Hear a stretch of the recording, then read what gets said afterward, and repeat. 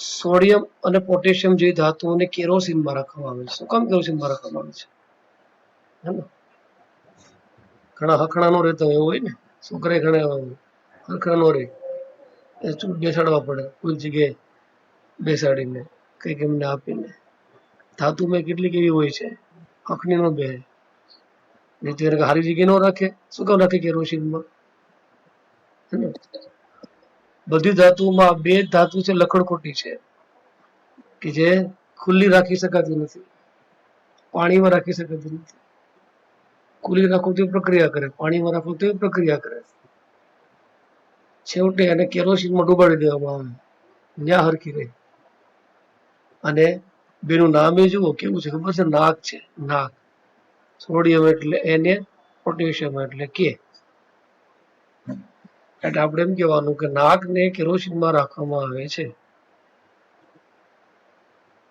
નાકને કેરોસીનમાં રાખવામાં આવે છે. શું કામ રાખવામાં આવે? તો કે આ બંને ધાતુઓ અતિ સક્રિય છે, અતિ સક્રિય. જો એને હવામાં રાખીએ ને તો તરત જ ઓક્સિજન સાથે પ્રક્રિયા કરી સળગી ઉઠે. હવામાં રાખો તો ઓક્સિજન સાથે પ્રક્રિયા કરી સળગી ઉઠે. એને પાણીમાં રાખીએ અથવા ભેજમાં રાખીએ તો હાઇડ્રોજન વાયુ અને ઉષ્મા મુક્ત કરે. અને હાઇડ્રોજન વાયુ દહનશીલ છે એટલે તરત સળગી જાય. તો આ ધાતુને પાણીમાં કે હવામાં રાખી શકાતી નથી. ઘણી મમ્મીઓ બોલતી હોય ખબર છે, અરે રાખવું હોય ક્યાં એમ, ક્યાં રાખવું હોય એને? છોકરાને ખીરાતી હોય છે, તોફાની છોકરા હોય એને. તો આ તોફાની ધાતુ છે, પાણી અને હવામાં રાખી શકાતી નથી. આ ધાતુને હવા કે પાણીમાં રાખી શકાય નહીં. તેઓ કેરોસીન સાથે કોઈ પ્રક્રિયા કરતા નથી. એટલે કેરોસીનમાં ડૂબેલી રહે છે. તેથી પોટેશિયમ સોડિયમ ધાતુનો સંગ્રહ કેરોસીનમાં કરવામાં આવે. શું કામ? અતિ સક્રિય છે. જો હવામાં રાખવામાં આવે તો હવાના ઓક્સિજન સાથે પ્રક્રિયા કરે અને સળગી ઉઠે. પાણી કે ભેજમાં રાખે તો હાઇડ્રોજનને ઉષ્મા મુક્ત કરે અને હાઇડ્રોજન દહનશીલ છે તો પણ સળગી ઉઠે છે. પણ કેરોસીનમાં કોઈ પ્રક્રિયા આ ધાતુ આપતી નથી, એટલે એમને કેરોસીનમાં રાખવામાં આવે છે. માટે આ ધાતુને કેરોસીનમાં રાખવામાં આવે છે.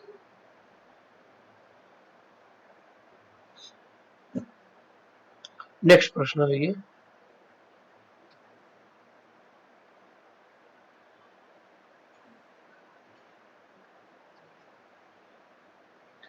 કોપર ધાતુના વિદ્યુત વિભાજનીય શુદ્ધિકરણમાં એનોડ, કેથોડ અને વિદ્યુત વિભાજક તરીકે શું લેવામાં આવે છે? કોપર ધાતુના વિદ્યુત વિભાજનમાં કોપર એટલે તાંબુ. આ કોપર ધાતુ છે એ જમીનમાં શુદ્ધ રૂપે હોતી નથી. જમીનમાં એની સાથે માટીના કણો અને અન્ય અશુદ્ધિઓ ભળેલી હોય છે. તો શુદ્ધ કરવા માટે એક એની પદ્ધતિ છે, એનું નામ છે વિદ્યુત વિભાજ્ય પદ્ધતિ. તો એમાં અશુદ્ધ કોપરના સળિયાને એનોડ એટલે કે એનોડમાં અશુદ્ધ કોપરનો સળિયો રાખવામાં આવે છે એનોડ તરીકે. અને શુદ્ધ કોપરની પાતળી પ્લેટને કેથોડ તરીકે રાખવામાં આવે છે. અને વિદ્યુત વિભાજક તરીકે કોપર સલ્ફેટ એટલે કે CuSO4 નું દ્રાવણ વિદ્યુત વિભાજક તરીકે લેવામાં આવે છે. હવે આમાં ઘણી વખત તમને એ પ્રશ્ન હોય છે કે કેથોડ અને એનોડ, બરાબર, કેથોડ અને એનોડ અને શુદ્ધ અને અશુદ્ધ, તો બે જગ્યાએ તમે જુઓ, અશુદ્ધ કોપર એનોડ પર, અશુદ્ધ એનોડ ઉપર, કેથોડ પર શુદ્ધ કોપરની પ્લેટ અને વિદ્યુત વિભાજક તરીકે કોપર સલ્ફેટ CuSO4 નું દ્રાવણ. કોપર સલ્ફેટ CuSO4 નું દ્રાવણ. આમાં સંભળાય છે મારું?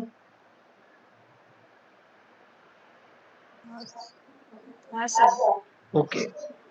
પછી પ્રશ્ન છે ધાતુ ક્ષારણના ઉદાહરણ આપો. ધાતુ ક્ષારણ ઉદાહરણ. લોખંડ કાટી જાય છે, બરાબર ને?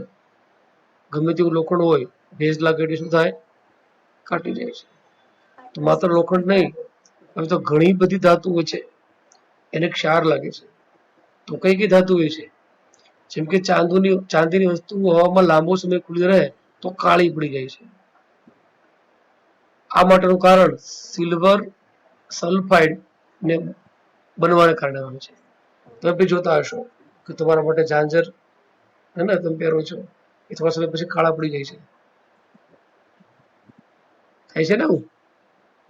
તો એ સિલ્વર, ઝાંઝર ચાંદી, ચાંદી એટલે શું? સિલ્વર. સિલ્વર છે એ શું થાય છે કે કાળું પડી જાય છે, તેમાં સિલ્વર સલ્ફાઇડ છે. સિલ્વર સલ્ફાઇડ છે. એવી રીતે કોપર એટલે કે તાંબુ. તમારા બધાને ઘરે વાસણો હશે, મોટા ભાગે તાંબુ ખૂબ કિંમતી છે, મોંઘું છે, એટલે વાસણો આપણે, અને આમ બી તાંબાને થોડીક સાફ સફાઈ રોજ રાખવી પડે છે.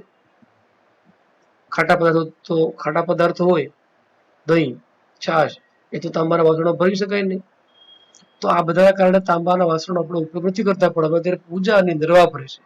પૂજાના લોટા હોય, કળશ હોય, હે ને, કળશ હોય, પછી પેલું પાત્ર હોય, ત્રાસ હોય, આ બધા તાંબાના હોય છે. તો કોપર એટલે કે તાંબુ એ પણ હવાના ભેજ સાથે સંયોજાય અને કાર્બન ડાયોક્સાઇડ સાથે પ્રક્રિયા કરે છે. ધીરે ધીરે ચમકદાર કથ્થાઈ રંગ ગુમાવી અને લીલું સ્તર પ્રાપ્ત કરે છે. આ લીલો પદાર્થ કોપર કાર્બોનેટ છે. જુઓ, ચાંદીમાં કોણ હતું? Silver sulphide. એ છે કોપર કાર્બોનેટ. કોણ છે? Copper carbonate.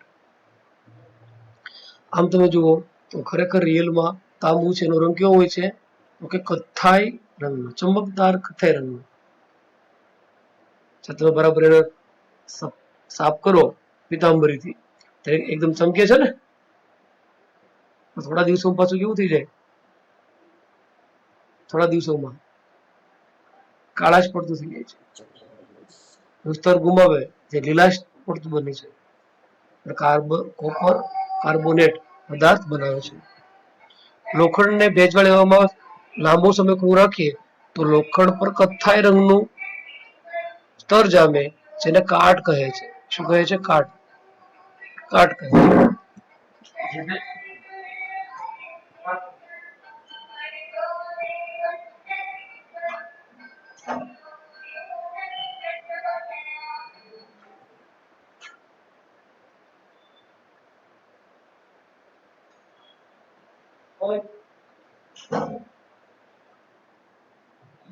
તો એને કાટ કહે છે. લોખંડ પર શું જોવા મળે છે? કાટ જોવા મળે છે. કાટનું પણ સૂત્ર છે FeO3 × XH2O. Fe2O3 XH2O. કાટ. આ કાટનું સૂત્ર યાદ રાખજો, કાલે પૂછીશ હું. Fe2O3 × XH2O. તો ચાંદીની વસ્તુ ખુલ્લામાં રીતુ કાળી પડી જાય, સિલ્વર સલ્ફાઇડ હોય છે. કોપર એટલે કે તાંબાની વસ્તુ છે, એને હવામાં રાખવામાં આવે તો એના પર કથ્થાઈ, ચમકતા કથ્થાઈ રંગની જગ્યાએ લીલું સ્તર પ્રાપ્ત કરે. કોપર કાર્બોનેટ છે અને લોખંડ છે એ જો હવામાં રાખવામાં આવે લાંબો સમય તો કથ્થાઈ રંગનું સ્તર જામે, જેને કાટ કહે છે. શું કહે છે? કાટ. લોખંડને કાટ. ચાલો, હવે આ બધું કાટ નો લાગે એના માટે શું કરવામાં આવે છે? તમારે બધાને ઘરે લોખંડની કઈ ને કઈ વસ્તુ અથવા જાળી હોય છે, તો શું કરવામાં આવે કાટ નો લાગે એના માટે?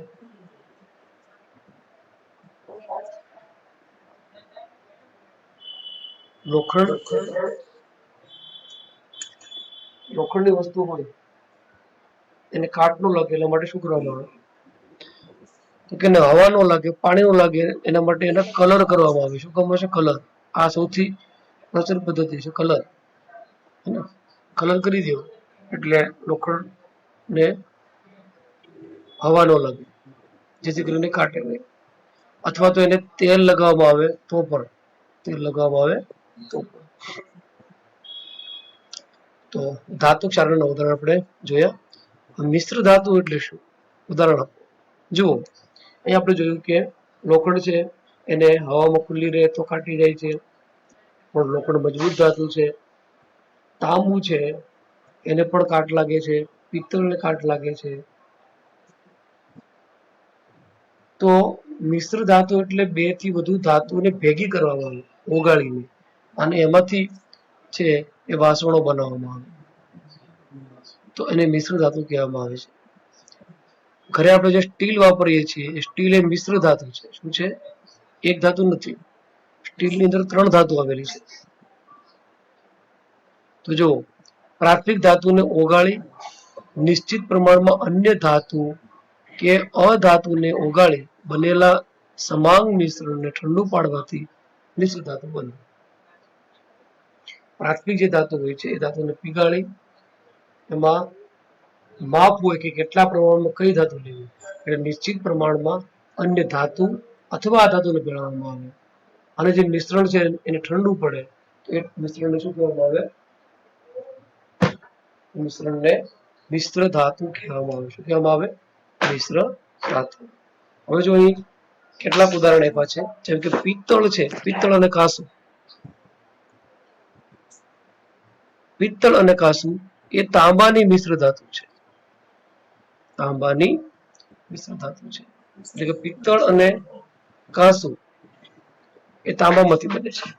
પિત્તળ એ તાંબુ અને જસતની મિશ્ર ધાતુ છે.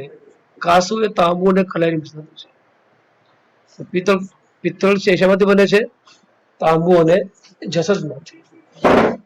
અને કાંસુ શેમાંથી બને છે? તાંબુ અને કલાઈમાંથી. તાંબુ અને કલાઈ. કાંસુ તાંબુ અને કલાઈમાંથી. અને પિત્તળ બને છે તાંબુ અને જસતમાંથી. પોલાદ અને સ્ટેનલેસ સ્ટીલ એની મુખ્ય ધાતુ લોખંડની મિશ્ર ધાતુ છે.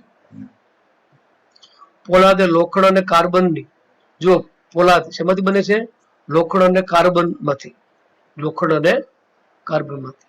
જ્યારે સ્ટેનલેસ સ્ટીલ એટલે કે આપણે ઘરે જે વાસણો વાપરીએ છીએ તે એમાં 3 ધાતુ હોય છે. લોખંડ, નિકલ અને ક્રોમિયમ. લોખંડ, નિકલ અને ક્રોમિયમ. તો મિશ્ર ધાતુ વાત કરો પિત્તળ. પિત્તળ કોની મિશ્ર ધાતુ? તાંબુ અને જસત. કાંસુ કોની મિશ્ર ધાતુ? તાંબુ અને કલાઈ. પોલાદ એ લોખંડ અને કાર્બન.